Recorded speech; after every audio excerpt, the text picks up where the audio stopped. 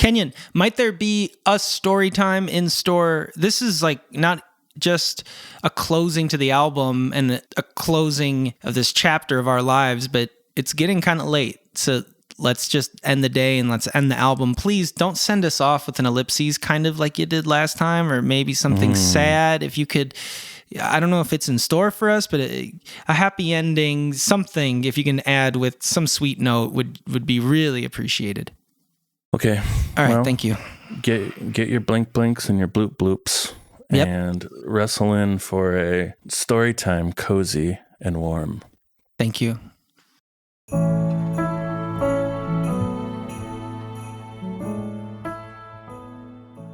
Today we're going to be talking about 1964, Another Beatles Christmas Show. So this was... What was it called?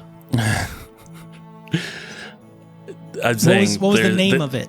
No, I know, but I'm saying this is Another Beatles Christmas Show. Yeah, no, I mean, I'm getting that much. Like, they did one before that. Right. But what's the name of this one? Oh, I see. Yes, the title is Another Beatles Christmas Show. I want to start off with a correction. Another Kenyon correction. Yeah, I should get a sting for it. But, I mean, if I did a correction every time I made a mistake, then we would never get to the songs. But I did want to say one thing.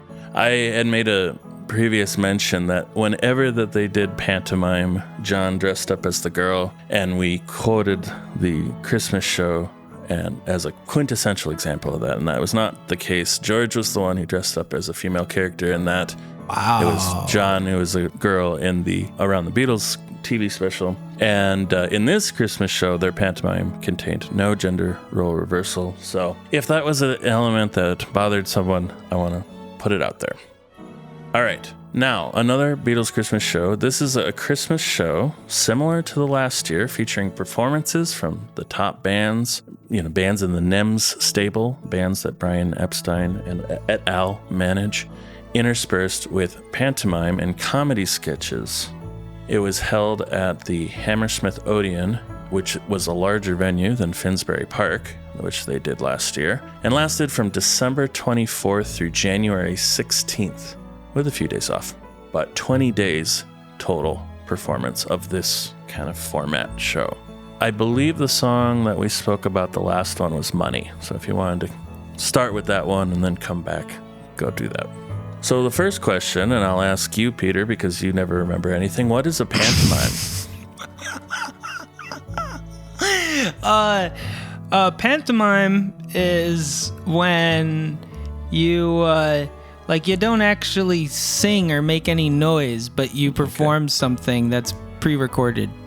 Dan, do you have any other functional description of a pantomime? No, I don't. Yeah.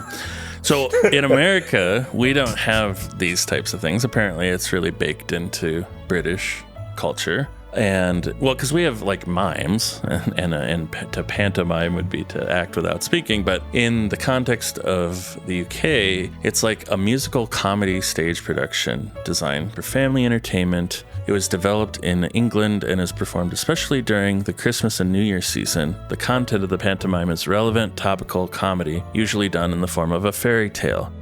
From Wikipedia. The bands on the bill were Freddie and the Dreamers, which I've mentioned in a previous episode. They gave me the ick when I saw them on Ed Sullivan. The Sounds Incorporated, Elkie Brooks, the Yardbirds, Michael Haslam, the Mike Cotton Sound, and Ray Fell, who was a stand-up comedian. Jimmy Savile was the compere, which means that he as the MC, hosted the event. The pantomime was the Beatles dressing up in winter jackets with fur, like they were in the Arctic, and were hunting down the abominable Snowman, who was played by Jimmy Savile. Have you seen any of those photos of them in the big, puffy, furry jackets? News to me. Dan, have you seen this show? I've not seen the show, but I've seen those photos. Got you. Yeah, I think they posed on one day in costume rather than it being a photo of the show. I don't know that there's any photo of them doing it. They also do a bit where they're dressed as waxworks in a horror museum, which is apropos because they got inducted into Madame Tussauds earlier that year while they were doing Hard Day's Night. And they're discovered by Freddie Garrity of Freddie and the Dreamers. Their set during that show was Twist and Shout, I'm a Loser, Babies in Black, Everybody's Trying to Be My Baby, Into Can't Buy Me Love, Honey Don't, finally replacing I Want to Be Your Man as Ringo's song. He was playing I Want to Be Your Man throughout the British tour at the end of 64. I Feel Fine, Into She's a Woman, Hard Day's Night, Rock and Roll Music, and then ending with Long Tall Sally.